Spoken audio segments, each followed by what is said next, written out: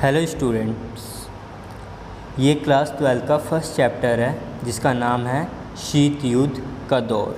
तो ये चैप्टर जो है शीत युद्ध का दौर की क्या घटना घटी थी यूएस और सोवियत संघ के बीच में और कैसे एक दूसरे से मुकाबला कर रहे थे महाशक्ति बनने के लिए, इसके बारे में ये चैप्टर है।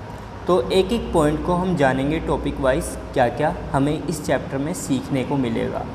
इस चैप्टर का ये फर्स्ट पार्ट है। आइए शुरू करते हैं।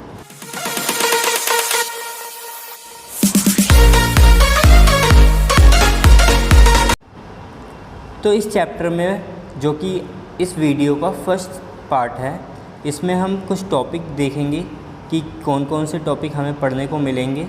जैसे पहला टॉपिक है कि शीत युद्ध का अर्थ क्या होता है, कि शीत युद्ध का मतलब क्या है, कि क्यों लड़ा गया था ये शीत युद्ध। उसके बाद शीत युद्ध के कारण, परिणाम और अवधि, कि किन किन कारणों की वजह से शीत युद्ध हुआ था। इसके बाद हम समझेंगे कि क्यूबा मिसाइल संकट क्या था। उसके बाद हम सीखेंगे कि पहला और दूसरा विश्व युद्ध क्या था। पहले और दूसरे विश्व युद्ध के बाद हम जानेंगे कि दूसरे विश्व युद्ध के दौरान जापान पे जो परमाणु हमला हुआ था अमेरिका के द्वारा, वो क्यों हुआ था, क्या कारण थे, ये सारी चीज़ें हम जानेंगे। उसके बाद हम अवरोध का सिद्धांत जानेंगे कि अवरोध होता क्या है। उसके बाद दो ध्रुवियों का आरंभ, यानी दो ध्रुव हो गए। जैसे एक डंडा होता है ना, कि डंडा है यहाँ पे, तो उसके एक ये पोल है, एक ये पोल है। तो ऐसी वर्ल्ड जो था हमारा, वो दो पार्ट में डिवाइड हो गया था। ठीक है, तो इसी के बारे में हम ये जानेंगे। आगे है महाशक्तियों में शामिल होने से छोटे देशों को क्या क्या लाभ मिला। उसके बाद नाटो, सीटो और सेंटो क्या क्या है, इसके बारे में हम जानेंगे। यहाँ पे आपकी एक इमेज देख सकते हो कि कोल्ड वॉर किनके के बीच में, एक अमेरिका और सोवियत संघ। ठीक है, ये अमेरिका के प्रेसिडेंट हैं और ये सोवियत संघ के उस समय के लीडर थे। तो इन सब के बारे में हमें जानने का मौका मिलेगा। अब आइए जानते हैं कि शीत युद्ध का अर्थ क्या होता है। कि शीत युद्ध का अर्थ जो आप देख सकते हो कि दो शब्दों से मिलकर बना हुआ है, शीत जमा में युद्ध। तो शीत युद्ध का मतलब क्या हो गया, ठंड के समय में लड़ा हुआ युद्ध, ऐसा आपके दिमाग में आएगा, लेकिन ऐसा बिल्कुल भी नहीं है। इसका मतलब क्या है, देखो, दो देशों के बीच में ऐसी स्थिति बन जाए कि लगे अब युद्ध होकर ही रहेगा, परंतु कोई युद्ध ना हो, ऐसी स्थिति को हम शीत युद्ध कहा जाता है। इसमें डर और संघर्ष, तनाव, ये सारी चीज़ें रहती है। क्या क्या चीज़ें रहती हैं इसके अंदर, डर, संघर्ष और तनाव। एक बार और देखते हैं इसका मतलब क्या होता है। तो इसका मतलब क्या है, दो देशों के बीच में ऐसी स्थिति बन जाए कि लगे अब युद्ध हो के रहेगा। ठीक है, कि दो देशों के बीच में ना ऐसी परिस्थिति बन चुकी है कि अब लग रहा है कि दोनों के बीच में ना लड़ाई होके ही रहेगी, लेकिन कोई भी लड़ाई नहीं होती है। तो उसी को हम क्या बोलते हैं, शीत युद्ध कहते हैं। इसमें जो लोग रहते हैं दो देशों के बीच में, डर के माहौल में रहते हैं, संघर्ष करते हैं। संघर्ष कैसे, अपने आप को कैसे बचा सकते हैं इस लड़ाई से। आर्थिक समस्या आ जाती है, रोज़गार की समस्या आ जाती है, दोनों देशों के बीच में तनाव रहता है कि कभी भी लड़ाई हो सकती है। तो ऐसी स्थिति को हम क्या बोलते हैं, शीत युद्ध। ठीक है, इसके बाद आगे आता है, एक दूसरे से आगे निकलने की होड़ लगी रहती है, लेकिन फिर भी कोई युद्ध नहीं होता। ठीक है, एक देश चाहता है कि हम दूसरे देश से आगे निकल जाए, लेकिन बिना लड़ाई के। तो ऐसी स्थिति को हम क्या बोलते हैं, शीत युद्ध बोलते हैं। ऐसा कब हुआ था, सन 1945 में अमेरिका और सोवियत संघ के बीच में हुआ। किन किन दो देशों के बीच में हुआ, इस साइड से है अमेरिका, इस साइड से है सोवियत संघ। ठीक है, तो इन दोनों देशों के बीच में ये स्थिति बन गई थी शीत युद्ध की। कब बन गई थी बच्चों, ये बन गई थी आपकी 1945 से 1991 तक। ठीक है, ध्यान रहेगा। आइए आगे शुरू करते हैं। आगे है कि जो शीत युद्ध हुआ अमेरिका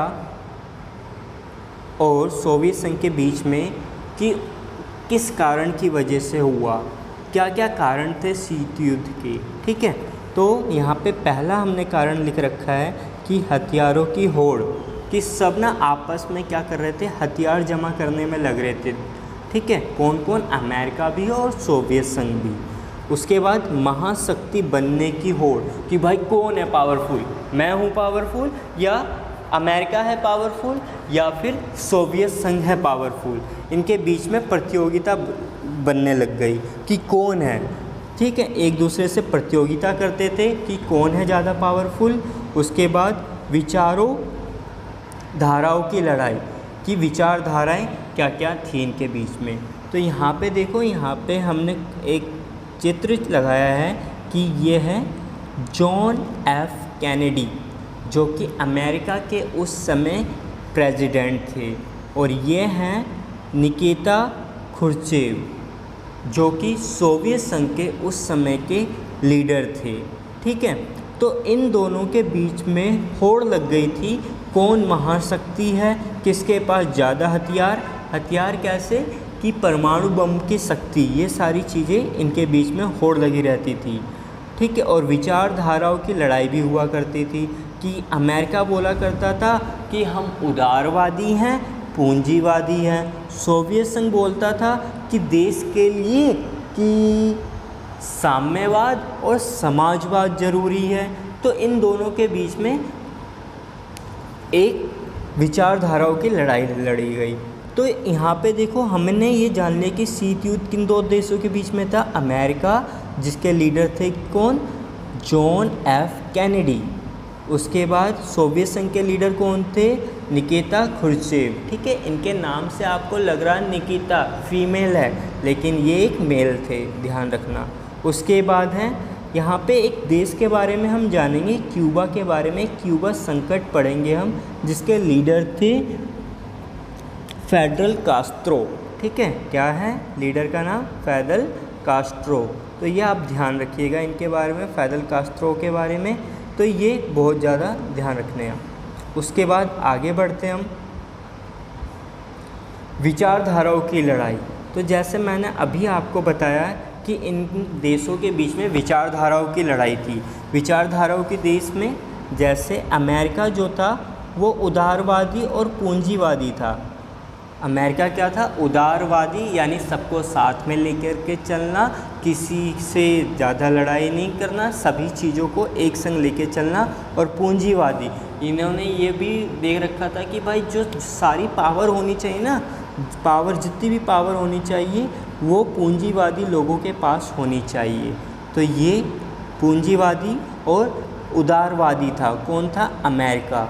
और उसके बाद जो सोवियत संघ था वो था समाजवादी और साम्यवादी।